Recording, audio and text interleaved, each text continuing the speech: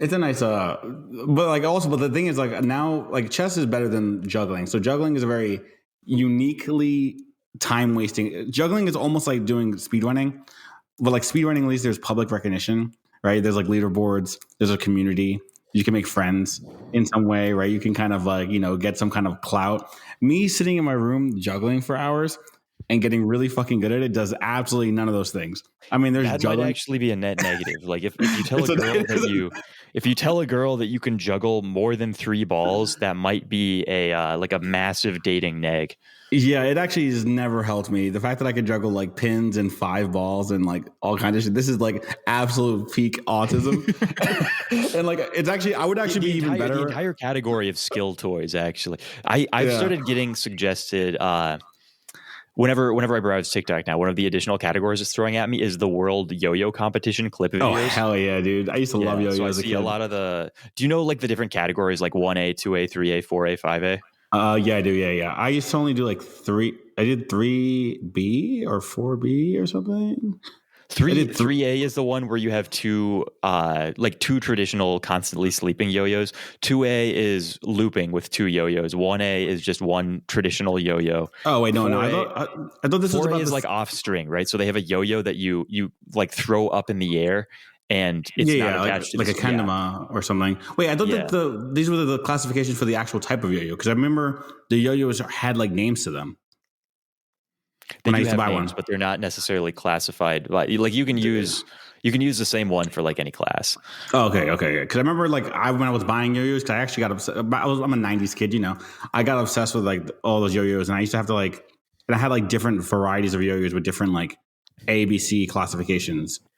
And like this might wind up if somebody really wants to go to a deep dive, this might be the most seriously personally doxing thing I'm ever going to say on here. But I have a feeling that nobody's ever going to do it. But the yo-yo scene was actually one of my early side hustles. As like a super young kid, I got a machine shop to run off a production run of like 250 aluminum yo-yos that I machined.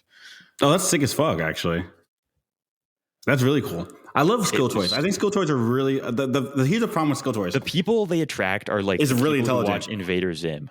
Also, I did watch two different directions. I did watch Invader Zim. That show is hilarious. I don't care what you say. And I also did skill toys. Okay, suck my dick. But they were the people who wore, they were the male equivalent of the girls who wore the fake mustaches. Yes, this is me. I know. Yes, this is literally me. So you're accurate, and I hate you. But the thing specifically though is to be attracted to skill toys, you either A, like incredibly dumb and like I don't know, like kind of like a really sensory kinetic kind of person, or B, you have you have like a higher IQ and you kind of like don't know how to like channel it correctly, so you end up picking like time wasting hobbies. So like a lot of times you like when you're in like math majors or physics majors, you meet a lot of people with like skill toy abilities, like you're just like, why the fuck can you do this? And it's like, I don't know, I was bored and I just got really good at this. I consider it to be another one of those things like video games where it has just been like a massive dump of like male autist productive capacity, where like if you had all of these same guys who got super interested in like figuring out the intricacies of yo-yoing, if you had them spend that same amount of time per day on literally any activity, like they could try copywriting, they could try door-to-door sales, they could try cold calling, they could try like learning how to go viral on social media, like they would have literally been like world caliber prodigies in any of these things. But instead they can yo-yo with one yo-yo in each hand. Yes, exactly. It is absolutely true. Unfortunately, and I do. This is actually why I stopped, because actually right now, had I kept going at the rate I was learning it, I would be like fucking world class juggler. You would be competing in the world juggling competition. Yeah, I mean, and like the problem with that is like there's like 2. There's like one in like Japan and one like in Europe or something, and it's like not like no one cares. And there's like one in like Minneapolis, and like no one cares. You get like this is what we do. We should honestly do like a deep dive into just like skill toys as a whole. And like, did you ever get into like Diablos or anything? Because I basically like, I'm familiar with all of them. Wait, Diablos are the sticks? Yeah, Diablos are basically the massive yo-yos that you make spin on your own. With you have like, For Let me our see. beautiful viewers listening here, we have one stick Oh in yeah, your yeah, left hand, these. one Yeah, stick in your right hand, yeah. and you're they're maybe like a foot or two long, and you have a rope going between them, and then you have like this massive yo-yo in the middle, and you like wave the sticks around to like get it to start Yes. spinning, and then you you do tricks and pop it around and stuff. So I was able to do this for a second when I was doing my peak skill toy era, because like people had these and people had the devil sticks and people had like a bunch of like all the other shit. I used to like do unicycling. Oh, dude, the unicycle people were fucking insane. Yeah, those are the most like, they're just as intense as the juggling people. Usually there's a lot of overlap there too. I was never good. I was never able to get good at unicycling. Also slackline, all the circus tricks. You just have people who are just like either really high, a lot of times, or they're like math dudes, or they're like really high. There's like only two types of people who are into this. And this is actually how me and my college roommate got along, because my college roommate was like absolute. If he's listening, he's not, but like he was cool, but he's like absolute like moron, and he was like almost on the verge of prison all the time. But like, and I always kept him out of prison somehow. But then like he and I were both into like the like juggling, and like he was just like smoke weed and like do acid and shit and just do juggling all day. And I would, They have the same dichotomy as programmers, where they're either amphetamine speed freaks or they are stoners. Literally, yeah, exactly. That's exactly the same thing with still toys. And I was like the only one in the community. And again, it was kind of weird because I wasn't really like I did all of the stuff just to like figure out how it worked, but I never was like what I would consider to be like great at any of it. I mostly was there because the community of people I understood well, and my little like 12-year-old brain was like, wow, these guys are cool. Like, I wonder if I can like ingratiate myself to them by like producing something in this market. And so I tried to like make stuff, right? And this is why like the yo-yoing thing was cool, because I was like, I'll make the yo-yos. Able to like manufacture something early on and like learn about like you had to go find your bearing supplier, and you had to make sure that your machining the machining shop was like, because everyone was worried about how smooth your yo-yo was at the time, right? Like they wanted to make sure it was as vibration free as possible, and like when you looked at it really closely, they wanted to make sure that it absolutely had zero wobble. They really liked the surface finish, like all of these little details. It was like they were all super autistic about it, right? So there was like this artisan yo-yo thing going on, and figuring all of that stuff out is not something that typically like when machine shops are called in to design something of that size, it never needs to stand up to like gyroscopic stability requirements.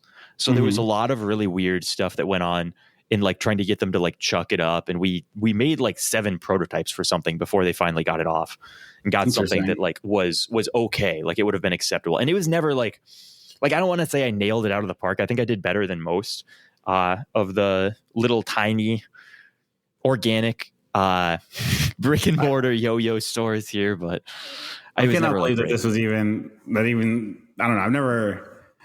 I definitely didn't know anyone young who was manufacturing shit. So that's pretty cool. But I did know a lot of people in the yo-yo scene when I was really young, when I was like 8, 9, 10, something like that. Cause I was super into it then. I talked to a bunch of the bigger people, because I basically, I did what I did on Twitter, right? Like I went onto these forums and I did a bunch of like community cultivation. And eventually when I had enough clout, I talked to some of the bigger and more experienced companies who made it and just asked them like, how do you do this? And they were like, oh, this cute kid is doing this. That's funny. And like, they clearly felt like no business threat for me at all. And they were right to, because I was not a business threat to them. But yeah, they explained a lot of the stuff to me that I otherwise would not have understood. And it gave me a sort of leg up on the manufacturing process. That's really cool. I wish I did something like that earlier. I probably could have gotten pretty good at like manufacturing certain like random shit like that too. Now, like, cause like I have like really super niche hobbies, or I had at least. But why don't you just do something like more lucrative, like make 40 Warhammer like figurines? I was never thinking about like, what am I going to go into specifically to make money? Oh, okay. Like when I even made these, my goal was never to make money with it, really. My goal was entirely like, okay, I'm in this community. How can I get more involved without becoming like a really good yo-yoer?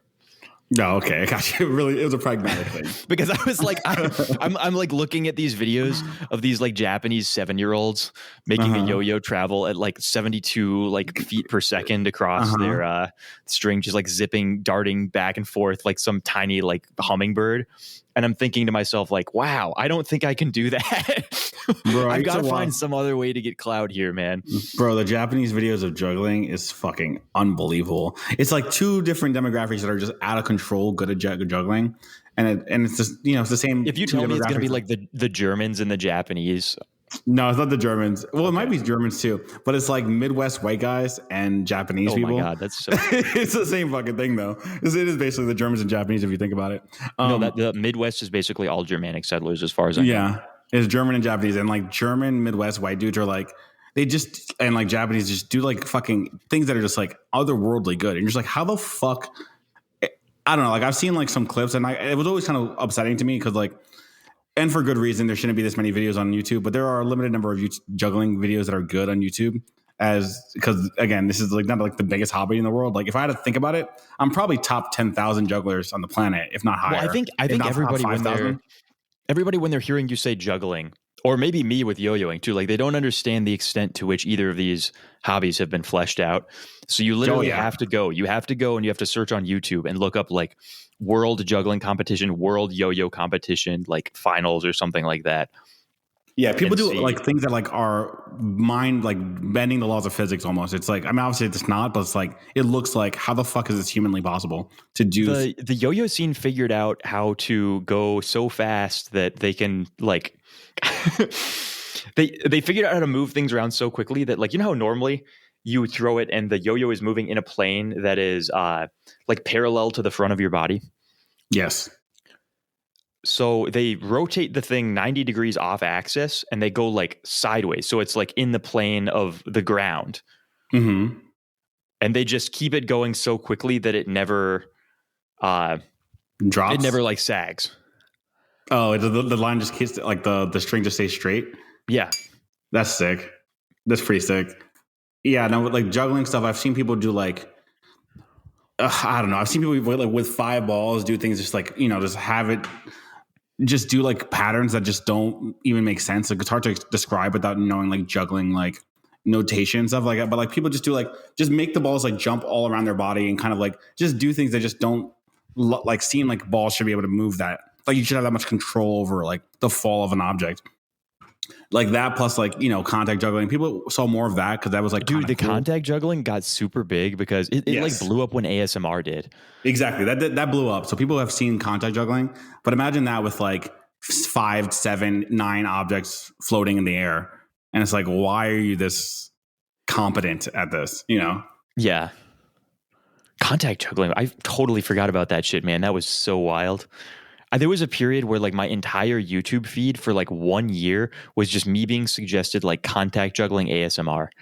Oh, nice. I used to watch tons of, I never got into ASMR, but like contact juggling was like my whole feed. This was I never clicked the videos and I wasn't subscribed to any of these people. It was just like a period of algorithm where they were like contact juggling and contact jugglers will be the most profitable clicks per million segment of all YouTube creators. You know what's crazy though?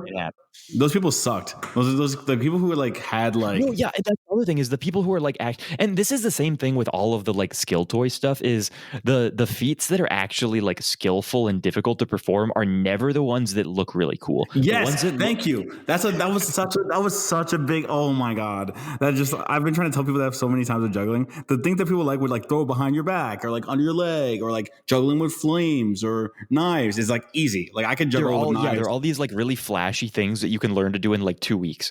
Yeah, but the actual like difficult shit is just like it's like cool, but like the people who don't understand are like, oh, that's cool, and that's it. They don't impress anyone. Like the things I spend the most time learning how to do don't mean anything at all to anyone else. So it's like, what is it? What's the ceiling with this? I can only get but so good, and it's if you get too good, then people can't understand. Like lifting weights. Where it's like you can do it for like 6 months and get to basically 98% of maximum benefit. Or it's like with anything. It's how I feel like with comedians too. Like the funniest, like I this is why they're so fucking miserable. The funniest jokes you make, no one cares. It's like, and they have to still pick the topics of like the same 5 topics. Otherwise, You everyone have was to like, be able to appeal to an audience of like drunk normies. yeah. That's like the most horrifying, right? Like that's so if I'm going to suggest that you go into sales, this is why I would never in a million years suggest you go into non-technical sales. Like I would never fucking suggest that you sell like insurance or something like that where you're going to be dealing with like business to consumer shit. That is going to be so fucking awful. Business to business all the way, man. You need to be B2B you need to sales. be out there dazzling them with your autistic technical understanding of the product. You need to be out there communicating with your engineers on the line with them, getting them to rework or tweak your product to perfectly suit their market niche. You do not want to be in a situation where you're calling up some normie dad in the middle of his workday and saying, "Hey, what sort of a home insurance policy do you have? I was wondering, could you email me over your policy? I just want to see if there's any holes. Oh, kill myself? Okay, yeah. Anyway, have a good day." Yeah, no, you want to talk to some fucking nerd and then like take him out to dinner and like You want schmooze to them. fly across the country to talk with some guy, some relatively introverted guy, their applications engineer who has like 140 IQ, and he's looking for a specific product, and he knows that he wants 2 or 3 things out of you. And you can tell him directly whether or not you have those, and you can work with him, and then you can go out and have a really interesting conversation after. You do not want to be in a situation where you have to rapid fire sell to a bunch of normies. Yeah, that sounds horrible. This is not like bad for everyone, right? Like there are no, but just definitely for me, it's not going to work. yeah. Like I know a bunch of people who are actually really good at this, and they would never be able to do the other one. And for me, it's the opposite. Yeah, because like you have to be able to get like excited about like like you pitched me on fucking microphones. You have to be able to get excited about like fucking niche bullshit that like only you care about, or like You only also like have to we believe care it, about. right? Yeah, Like you 100% have to believe in whatever you're selling, or else. And I don't know. I've never done like a really super serious sales stint, but in Corona there was a period where I did some remote sales just because I was like, we're all locked up. Let's take up a second job and see. Like sales seems fun. And during that period, it was basically just cold calling. During that period, I realized all of my coworkers who didn't ever like. So at some point, you're going to have to deal with somebody who has a complaint about something, right? One of your people who you're selling to, one of the people on your account is going to come back to you, and they're going to say, "Oh my God, this sucks. My service sucks. Fuck you. You're a shitty company. I hate you. I want you guys to die." And if the person gets blackpilled on their company because of that call, like they start believing that call, it like affects their mental state and tricks them into thinking, okay, this product sucks. Then they literally like their sales numbers will tank every time. Like you could directly see the point where like they would have this one call and they would be like dejected over it, and they would like message everyone and be like, "Hey guys, like I was just wondering, like, can we get some help with this client?" They're and they go off with the whole thing. And then you just they're no longer a true believer. Always, like everyone, you're always comparing the sales metrics, right? Like you want to 100% of the time be in competition with your coworkers. Like that is kind of the thing with sales also, is that like you're motivated both by the commission, which is cool, right? Because most jobs you have a salary, which is deeply demotivational in terms of, yes, right? Like like you can go and you can do your best work ever, or you can do like 50th percentile work, and you're not going to see a substantial difference in pay. Whereas with commission, if you hustle your ass off, you can kind of like actually make fucking bank. And this was crazy. So I was working at a sales job with it was like a very entry level sales job with a bunch of other people who were, I don't want to call them idiots, but they were very close to being idiots. And within the first 6, it was actually within like the first 3 months, I was 100% hands down best numbers across. And there was like the second best was some girl who'd been there for like 12 years or something. And it was just really weird because it's all very iterative, right? Like when you're dealing with talking to a bunch of normies, then like there's only so many traditional responses you can expect to everything that you say. So if you go into a call and something goes really badly for you, then you say, okay, well, I'm not going to do that again. I'm going to do something different. Yeah. And there's a lot of people who just don't do that, right? Or they get so demoralized that like they just sit there for like an hour and they don't call anyone else. they're Yes. like, they're like, oh, he told me to kill myself.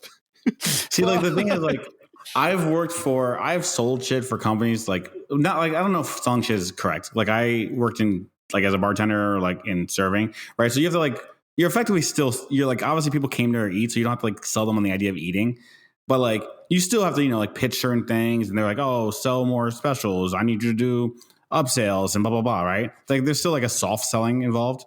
Yeah. Right. And like, and then everyone's gonna give you a hard time if you're not selling. And like, they make people compete. So it's similar to like, and also makes your ticket go up, obviously, and then you get bigger tips. So overall, there is like a similar component there.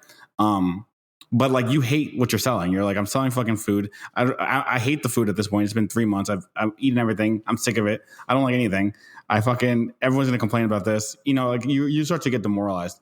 But I do imagine if I was selling like tech shit instead, I'd be significantly more. So the thing with business to business that makes it a lot easier is you get to look at what you are selling to your client and you can say like, okay, this is, I hooked my last client up with X product.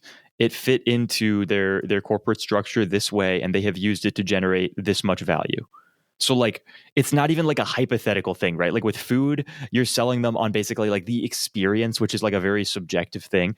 Business to business sales, businesses buy things because they improve their bottom line. So if you have a product and you're confident that your product is going to improve their bottom line, which you should know, because if you're hired by a company, it's almost always going to be a company that has sold their product before, right? So you're going to have clear examples of this product helping people out that you can go back and look to.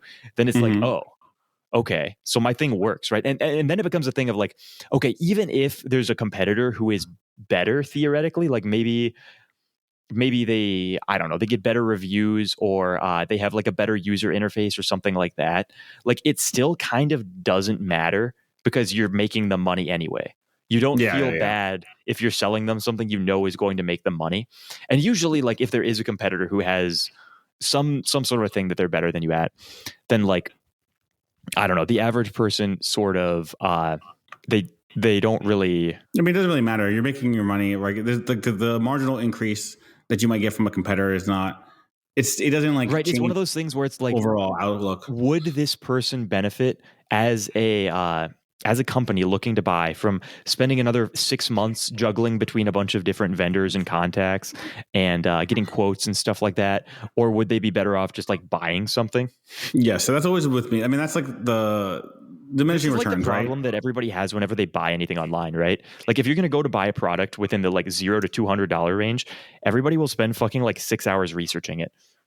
Except for me, I do not have that problem. But it's also I have like impulse control, so issues. So like I've very much internalized the whole diminishing returns thing. 95% good. If this is like 95% of the value I can get, and I'm not going to look any further. Smart, and I never fucking do it.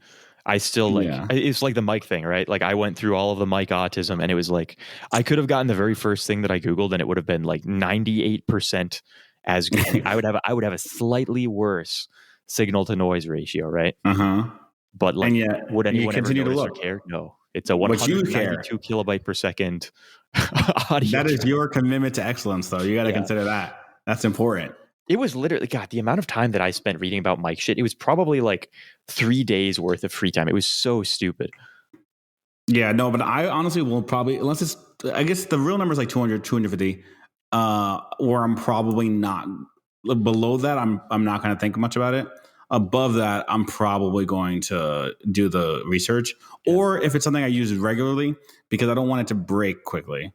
So usually I look for like quality of the materials for something smaller. Because if it breaks, I'm going to be fucking pissed. Increasingly with electronics too, I'm just going with the cheapest whatever, because like the number of times where I've had friends who have gotten like a nice thing, like a nice like digital audio converter or something like that, and they open it up and it's literally the same exact rebranded like Alibaba thing as whatever my like $18 Amazon like shitty, like the... Oh yeah, half the time I'm just fucking going on Alibaba anyway. Yeah. Alibaba goes hard. And actually, if you want to be a fucking snake, because you can do this, you can.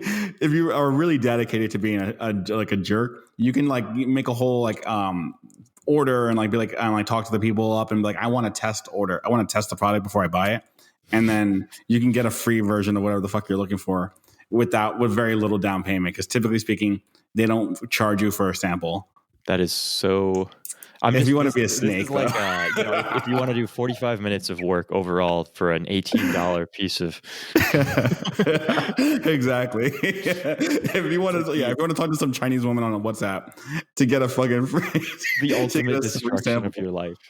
But hey, listen, sometimes the struggle is real and you're broke. This was like the shit that my ex-girlfriend would do, where she would spend like hours and hours going back and forth with somebody to try and convince them to take like $50 off of some product that she purchased.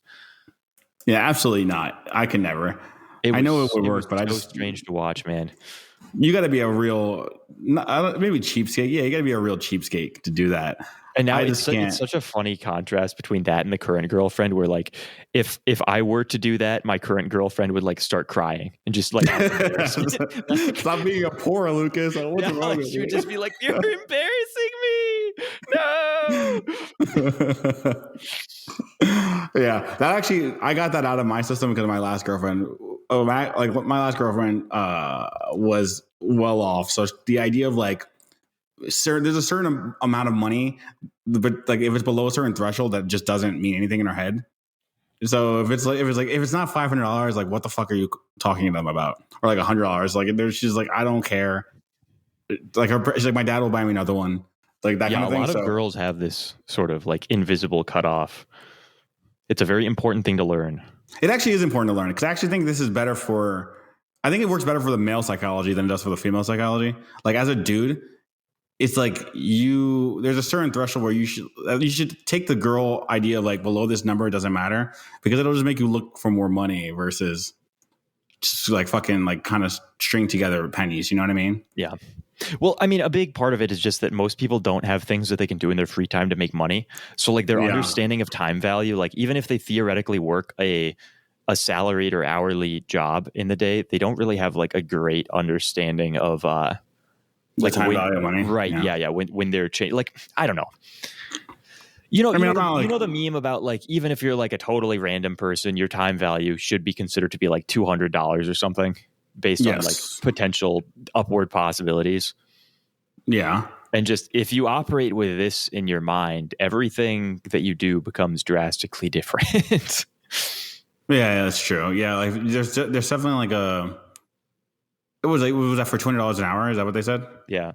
And I think that's like pre-inflation, but like nowadays like $500 an hour. I'm not going to be changing my own transmission fluid anymore. I'm sorry. It was great fun when I was a kid. But yeah, no, I was never.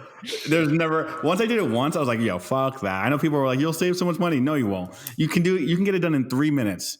Just walk through the fucking drive-through. Get the drive-through transmission. Oil changes are the most insane for me because like I have a guy by me who will legit do an oil change for like $12 with like a shitty new filter and conventional oil. And it's like, yeah, it lasts only 3,000 miles, but it's fucking $12. Yeah, bro, for $12, I do that too. That's $12. That's lit. That's so good. I need a hookup like that. Shit. I used to get the corporate oil change. You know, it's like $50. The corporate. It's like I go to like fucking, I don't know, those Lux Oil. What are those things called? Like those like drive-through ones where it's like a chain that does oil. No, you don't know what I'm talking about? Like Ready Lube or some shit. No. What do they call those? Damn, you're like real like OG. We got. I basically, I don't know. I did all of my own car maintenance for probably longer than I should have. That shit sucks. God, and like. It was one of those things where like a bunch of guys get it in their head that, oh yeah, like this is a cool masculine hobby. And I guess it is like in the sense that it's cool to figure out how to do stuff and know how stuff works. But once you get to the point where like, you know how stuff works and there's no more learning, there's just annoying fumbling around for like bolts that have been hidden by like ridiculous engineers at some like 37-degree angle offset, and you need to break out like 3 socket extensions to try and get the right angle, and you have like a headlamp on.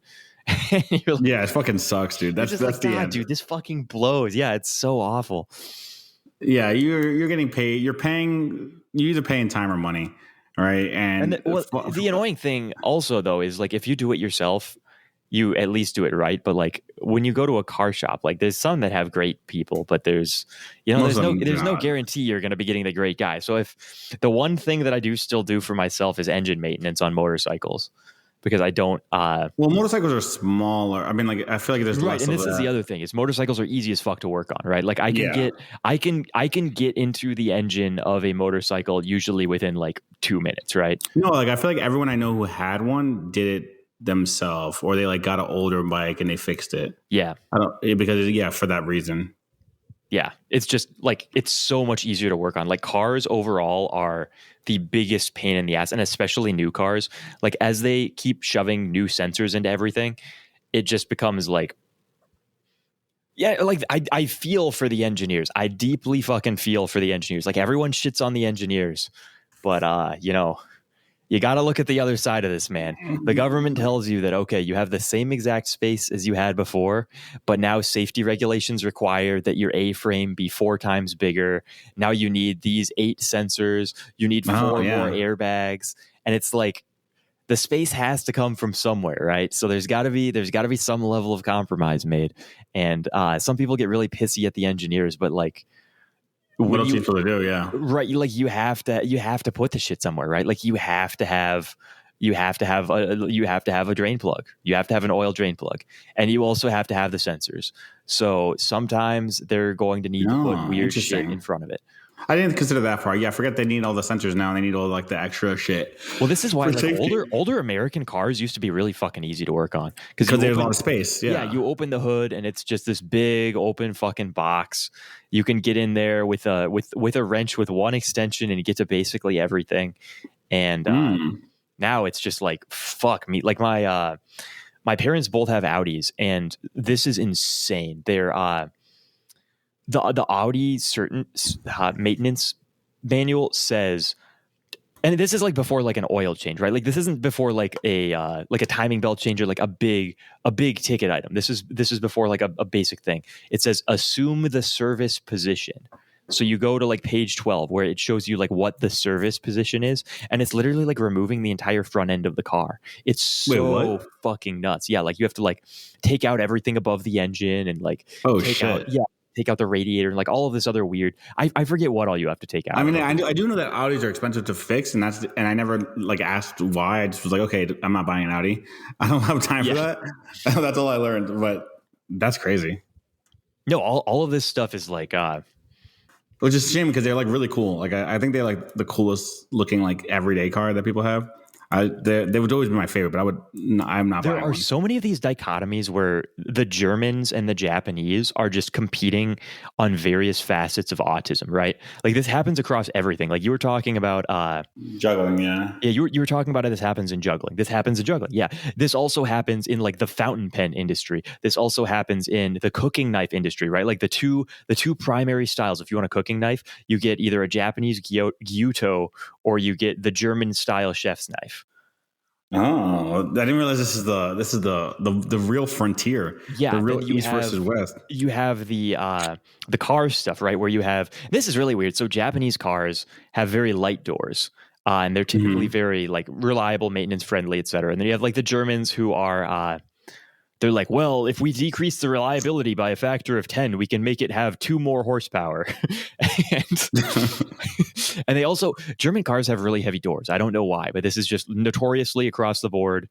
All German cars have like heavy weighted doors, and they're all generally pains in the ass to service and do any maintenance on. Like BMWs and Audis are just like, I mean, the biggest use that I have, and the things that I sell with my 3D printer at this point anymore, are like custom tools that I've made for BMWs, right? Because there's a bunch of these things where they use like an inverse star nut or some ridiculous thing that you need. Like the only place, like you never will have someone who lives in a city big enough that they will stock one of these off the shelf because it's such a weird, uncommon freak piece of hardware. And you will never use it enough that you will break a 3D printed part. So like I just run off, just basically print off like a 3D printed socket head for like an inverse star nut of the various sizes that you need for like weird BMW bikes or cars or That's shit a like grind that. hustle. Money Twitter. It's super, super easy too. We're gonna start drop shipping. I need to get a 3D printer to start drop. Well, I guess it's not drop shipping if I'm printing it myself. But anyway, I need to start fucking drop shipping some dumb shit. Or like white labeling. I used to do that back in the day, but you got my hustle mentality peaked now. The drop shipping shit has gotten so bad now, man. Like, I think a big problem is once an industry gets to the point where if you Google how to make money on the side and it comes up on one of those top 10 listicle articles as a suggestion, it's just been so hyper saturated by like total nonsense. But there's always like really easy, weird niche markets for stuff, right? Like anytime, if you have a 3D printer, basically anytime you're going about your day and you are like, fuck, it would be more convenient if I had X, then you can just go into like Fusion 360 and draft up a part that looks like that and then iterate it a few times. And actually, I just had that moment with my espresso machine. Like I was like, I need a 3D printer just to fucking maintenance my goddamn espresso machine. And like one of the tool things I had broke, and one of the pieces, like if I had a 3D printer, oh my god, my life would be picturesque.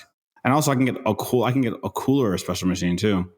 The only thing that you've got to make sure of is that you're not going down the rabbit hole of like doing it exclusively for yourself. Because if you spend like 2 hours of design time making a part and then you only use it for yourself and you never sell it, then it's huge, massive fucking waste of time and effort. Oh yeah, I would sell it too. Yeah, you gotta sell it for sure. I'm sure that the part that breaks for me is probably also the part that breaks for everyone else. And that's always how it goes, right? Like all of the motorcycle stuff, like every single bike has one stock part at least that always either breaks or could be improved in some way. And like maybe it's not even something that reasonably needs to be improved.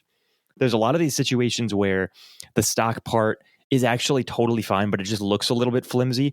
And bike guys will be like, that shit looks like it's gonna fucking break, man. That makes me nervous. I gotta buy this heavy duty version. And if you hit up like a machining shop and have them run off Mr. like big dick beefy version of that same part and ship it from your like 90s style online biker boy online store, then you'll get a few bites, right? Yeah, that's true. Yeah, I need to get the grind hustle going. That's all I've learned so far from this podcast is I need to get some grind. I need to get my grind going. Dude, the biggest problem is fulfillment. Like this is why I'm a big fan now of all of the shit. And do you know that AJA Cortez guy on Twitter? Yeah. So he sells a bunch of fitness courses, and his courses actually look really fucking good. Like I've been looking at his free threads. Yeah, and my basic, like I kind of got tired of all of the fitness shit because it's like after 10 years of being involved with this community, you've kind of seen it all, right? And the idea that you're going to be like some 50-year-old man doing barbell squats still is really absurd to me because all of these like really heavy barbell lifts start getting like, like anytime I'm benching any serious weight now, even at my age, I'm kind of like, this doesn't feel like, like it felt really fine and good when I was like 18, 19. And now it's like, right. Like if I go another 10 years, like this feels like it's going to be popping some shit that doesn't really, need to be popped, right? For squats and shit, the second I switched to like, I wish I did it earlier. The second I switched to like lower weight and just doing like ass to floor, fucking like ass to ankles, like lifts and just doing more reps, I like felt like infinitely better because I had like my knee started bothering me. Not that I was like doing like insane weight, but like enough that like I can feel like my knee like not liking it. Yeah, I only do front squats anymore. And overall, my legs like tend to like 20 reps. Why I think most people's legs tend to like really high rep ranges. Like you meet a lot of people who try and do squats in the like 6 rep max range for like years and years, and their legs look like total dog shit. And then you say like, okay, drop the weight by like a ton and do 20 reps and then increase it by X every lifting session until you are like feeling like you're going to die when you do 20 reps. And then they start like actually having like the only leg gains they've ever experienced. Or that's the literally weirdest like one, the weirdest one, I know so many people who I trained in college who they wanted to do back squats, they wanted to do big weight. I tried to say, hey man, like drop your weight, work on their form, and they just would not fucking do it. And I just had them do for their cardio resistance biking. And that fucking blew their legs up more than any amount of their hard squats. That was literally me. Yeah. Like I was always really weak, inconsistent with doing squats because like I never really got any results. Like my ability to like lift heavier weight would improve, but like my legs became like a problem like with growth when I started biking everywhere when I was like in college and like a little bit afterwards, and I would do like the bike, like the what is it? Like the not elliptical, but you know what I'm talking about, like the sitting bike. Dude, cranking up the resistance on a bike and then doing it consistently like blows. I couldn't fit in pants anymore. Like all my pants would rip. They still fucking rip. I had to like unironically stop. It doesn't go away. It doesn't go away. They just can't. I can't let my legs get any bigger. I blow out the crotch in every pair of pants because of from biking everywhere for like 4 years in college. But anyway, so this Cortez guy and his courses, they seem to be basically geared towards like he likes a bunch of machine. Well, I don't know actually if he likes machines. I might be misspeaking. But he certainly likes dumbbells, and he likes stuff that don't constrain you to like the one axis that you are in barbell lifts, like heavy barbell lift. And a lot of his stuff seems to be really good for like lifting as like a fucking aging man, right? Yeah. Like, I'm sure you've noticed, right? Like I did the big 3 lifts for so fucking long, but at some point you start realizing like, okay, bench, squat, deadlift, definitely 100%. Like I can feel after like a heavy squat session, like my hip flexors are really tightened and your shoulder hurts from the bench. You're fucking it just feels like my body's trying to like pull itself into like a C shape as I'm into a C shape. Yeah, like I'm trying to like curl up into like the fetal position just because of the way that doing these exercises at heavy weights naturally. So I have to spend so much time doing like fucking foam rolling and stretches and stuff if I want to like I live on a foam roller which is a pain in the ass, right? Like I guess stretching is good, sure, but like if you could just not have to do that much every time you lift, you know, like I'm not trying to spend all of my time lifting and stretching and doing all of this other like injury mitigation stuff. I would prefer I would have to spend a lot of time. I usually do in the shower, like spending like touching my toes and stuff, because like my legs would just like fucking start pulling on, like my ass would get bigger and my hamstrings would get stronger, and then I would start pulling on my lower back, and I would just have like constant back pain. And then fortunately my parents are like dancers and stuff, so they're like really knowledgeable and on stretching and also on like PT shit.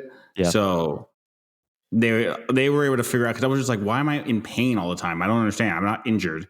And they're like, oh yeah, your muscles are just like literally pulling on your you're back. In like constant muscular tension that's pulling your body into like very uncomfortable positions that are unnatural and need to be fixed now, or you're going to fucking die. Yeah, you're gonna be fucking it's gonna suck. But I also like when I need to get back into it now, but like when I was last time I was doing it earlier this year, I was away from barbells. Also, I stopped doing like the big 3 in general. I mean, I started doing obviously the squats, but like lower weight and like much lower to the ground. But also like for bench, for example, I like only started doing incline bench, right? Because I really like the building the upper chest and like shoulders. Incline bench is just generally a better movement. Like bench is definitely cooler, but in terms of like muscle growth, it's like it's a very old meme. What is the meme? I don't know this meme. Just like shitting on bench as like an exercise. Exactly. It's a tired talking point at this point. Like everybody knows that bench is not like the ideal chest builder. Yeah, I just started. Yeah, I just felt like my right shoulder, like rotator, would fucking have pain even if I did a good form. It's just like too much. Yeah, combining incline and decline together is so much better for like everything. Than your chest gets huge. Yeah. Or like I used to do dips and in decline and then some up incline. And I just fucking like my chest is like bursting out of my chest, out of my fucking shirt. They get massive pump. That's the way. But I need to stop being a fat fuck. I'm in my old man arc. I gotta get back in the gym. if you're in your old man arc, you might consider. I'm seriously considering, like, I just like the guy, and if AJ? I'm considering getting some of his shit to try out, just because it seems like I did all of the normie routines. I started making my own routines from like random stuff that was fun. I did like a bunch of calisthenics now, and like weighted pull-ups and dips and weird like weight vest shit while on bars and stuff like that. Like gymnastics type stuff with like a weight vest. And I did a bunch of like elastic band stuff with chains and weird shit. And I'm really just looking for anything that is entertaining at this point. And he looks like he has some routines that are shit that I haven't really done before. Oh, that'd be entertaining. Have you tried? Dude, he makes a fuck ton off of his courses too. Oh, really? Yeah, like if you look at his Gumroad numbers, so I actually based on his sales and stuff, I was assuming that he was doing more than he says, but he posted something recently that said he did like 50K in sales last month. Which is that's like crazy. That's nuts. Apparently he has over like 2 million in sales on Gumroad. And I thought, based on looking at his metrics, that it was going to be slightly higher, but I guess I don't know what the fees are, and I don't know what the also he probably like improved over the course of the year too. Like you might not have started the year that high. Yeah, that's crazy though. Actually, that's a lot of fucking sales. Damn.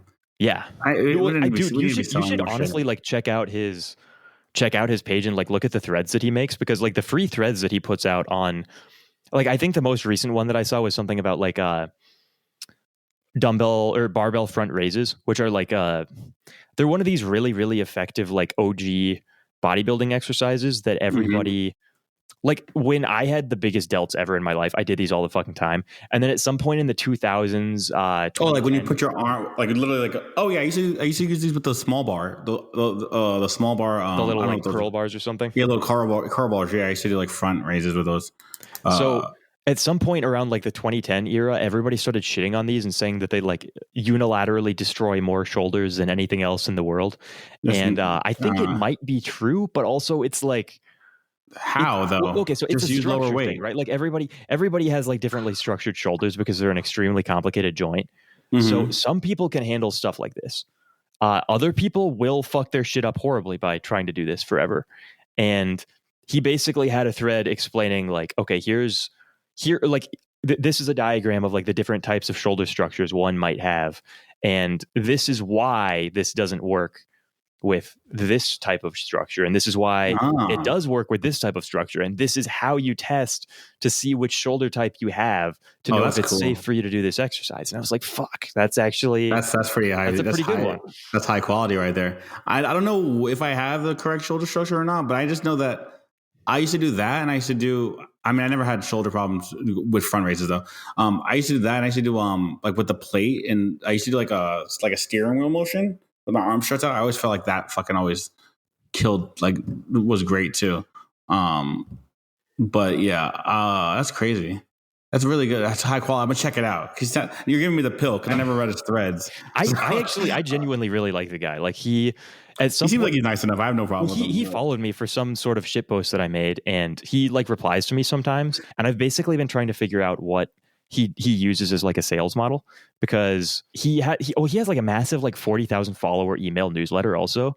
That's pretty sick, right? And so like email marketing is it works, but it also doesn't work. It definitely like email marketing is cool because it is essentially like he has 40,000 people who he has collected the emails of, who are like his permanent, movable, robust Twitter following, right?